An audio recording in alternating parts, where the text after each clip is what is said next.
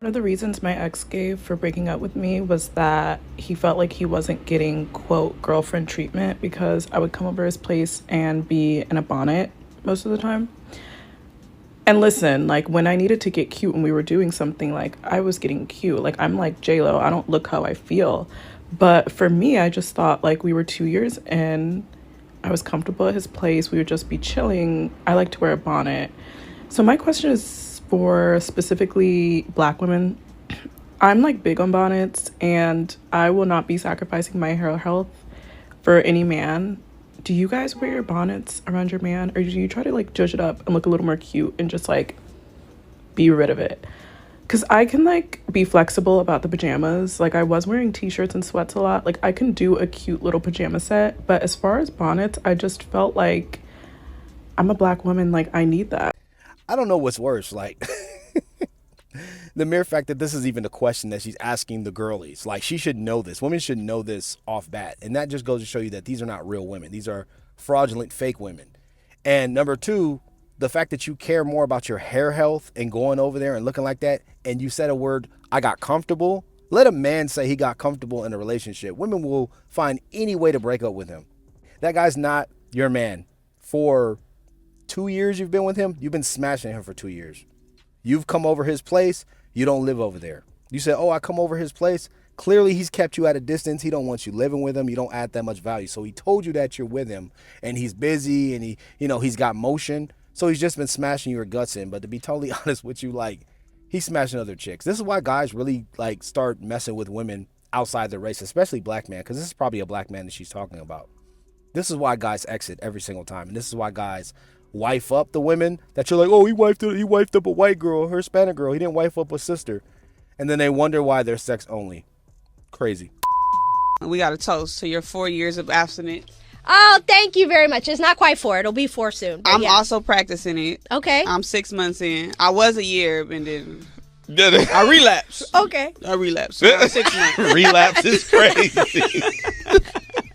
Wait for me. Yeah. What made you decide to take that path? You know, it was something that I never thought I would ever do. You know what I mean?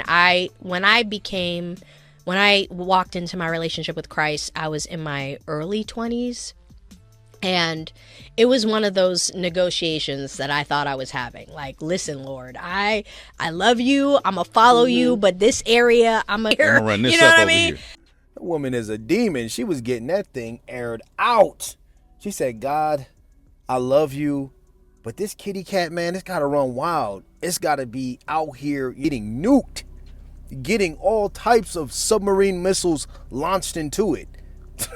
And I really didn't have any intention on submitting in that way. Mm-hmm. And the deeper that my relationship has gotten, and, you know, I think that when you when you start abiding in the word, when you really start being in it and reading it for yourself and having your relationship intensify and deepen with the Lord, for me, I have found that I want to be in his will. And whatever that requires is what I am aiming to do, because I want the full blessing of what is on the other side of his promise. I don't want to undermine the blessing that is available to me because I don't have discipline. I got discipline. It's not easy. I wouldn't say like, oh, it's the best thing ever, but it is the best thing ever because I really believe I will be married again. And I believe that there will be something really beautiful about my husband knowing that I waited for him, that I was intentional and that I wasn't haphazard, and also that I had faith that we would be together, and for him to have the privilege, hopefully, of being able to have me in that way when we have fully fallen in love with one another. No. Hell no. This is madness. This is nuts. This is really crazy. She's saying this on live air on a show that's being recorded. That's all over. That's how I got a hold of the video on the internet. No man wants to play another man's used game. They just don't. And to sit up here and try to act like she's going to be a born-again virgin or pure again, and the guy's going to see some value, and once we fall in love, then you can get it. Ma'am, you'll never get your virginity back. You were out here like getting spirit bombed up the vajayjay for years. Ladies and gentlemen, if you don't know, this is Essence Atkins. She was on the show Smart Guy in the late 90s. She's 53 years old, and she believes that she'll be married again at 53. She can't offer youth, beauty, fertility, or chastity. These are 4 things men actually look for. This just goes to show you that women are so delusional. They believe that the clock never stops. They can reset the clock. They can find religion after they've had so many hot dogs thrown down their hallway that they could just be cleansed from it. And then them being Christian is going to find them a Christian sucker to take them serious. And act like and pretend like I'm getting the privilege to be with this non-virgin. So a lot of people got mad at me because I said a man's loyalty isn't worth as much if that man doesn't have options with women. So riddle me this. How can a man say that he is fasting if he does not have access to food? Well, then that man is not fasting. That man is starving. How can a man say that he is peaceful if he's too weak to even be able to think about enacting violence on another person? That man is not peaceful. That man is simply weak. See, the value of your restraint is directly tied to your ability to not exercise that restraint. If you have no choice, then your restraint holds no value. But the man who has options, who has choices, and chooses not to partake, he is the man whose restraint truly holds value. He is the man who has shown discipline. The one who can but won't. Not the man who can't and doesn't. And to the men that pick up the pieces so effortlessly,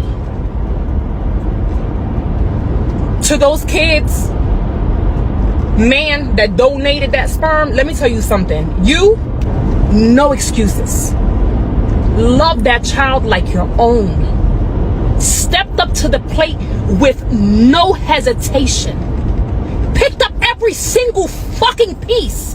Stepdads aren't getting the honor and the leeway that they deserve. So this is the thing that's going on, because the more the kids see you not respecting this parent, because he is a parent. Stepdads are parents. The children see you disagree with him on things and you're out of alignment. They tend to not respect him as a father. So please make sure you're honoring and respecting and uplifting those that come alongside you to help you with your children that didn't even help you make them. So you stepped up to the plate and you're raising kids that you didn't create. The kids love you, you love them.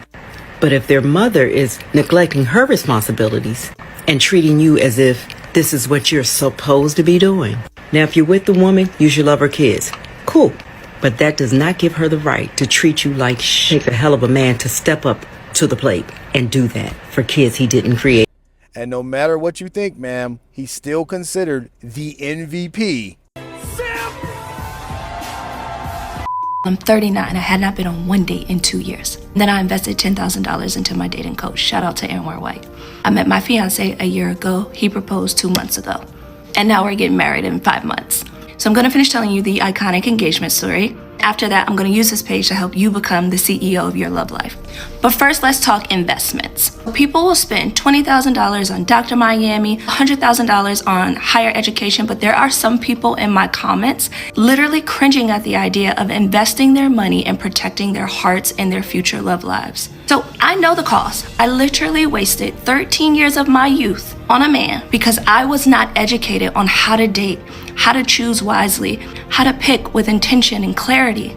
And that comes with consequences. Having children with someone who doesn't show up, wasting years in a low vibrational relationship, letting your emotions allow you to crash out and lead you away from your purpose, being delulu about the red flag. So as a CEO of a 7-figure content studio, I'm now the CEO of my love life. And I lead my love life with wisdom. Your literal life depends on who you choose. So I encourage you to choose wisely. I'll believe it when the relationship like surpasses 1 year, because we already know how this goes every single time. One day, you know, she loves you, you're the love of her life, and she's ready to be your wife, and then the next, she wakes up with an indifferent feeling about, you know, how she's thinking about evolving and evolving away from the marriage just to go find herself for the fourth time. Does anyone know where to find a man who actually likes women? Like, I don't mean wants to fuck women. I don't mean enjoys what women can offer to him. I mean, where are the men that actually like women? Like, look at women as a gender and think, wow, women have so much that they offer to the world. Like, I just don't think they exist. I really don't. And like, there used to be men who liked women, who appreciated what women brought to the world, and I just don't know where they went. Trust me, ma'am. If there's some out there, you don't want any parts of them. You're not going to want them, and they're not going to last, because no woman at the end of the day is going to actually like really respect that guy, because no woman really truly respects a doormat. So yeah, you can say, where are the orbiters at? Where are the simps? Where are the guys that are going to, you know, lay themselves over the puddle and let me step on them? You really don't want those guys. But this is just a sudden shock that women are noticing in the dating market. Guys have really changed, and they're not really going crazy over women like they used to, especially not mediocre girls that they have to lie to. So if you can't get a guy, clearly, you're just one of those unlikable women who just can't get a date. Guys, I'm being very dramatic right now, but chivalry is so freaking dead. Why did I just get off the bus? Yes, I take the bus in university. Anyways, why did I just take the bus and I'm waiting to go off the bus? 6 men have just walked past me. 1 man out of 7 men has let me go first. What the hell is that? This is not about equality. This is about chivalry. Chivalry is dead. And these are grown men, by the way. These are not just little boys I don't know. So if you're grown and you don't do it, who will you teach? Your sons are going to be 10 times worse.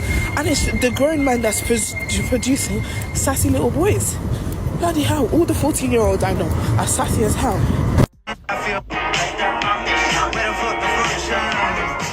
Respectfully, first part for the guys, second part for the ladies. I don't know why women keep on bringing up men enlisting into the military when men enlist in the military every single day. But if I bring up the way that some of you don't even cook anymore, all of a sudden I'm a misogynist. But when it comes to being on public transportation and giving a seat to a woman, I'm not with y'all in those comment sections. I will get up and or offer.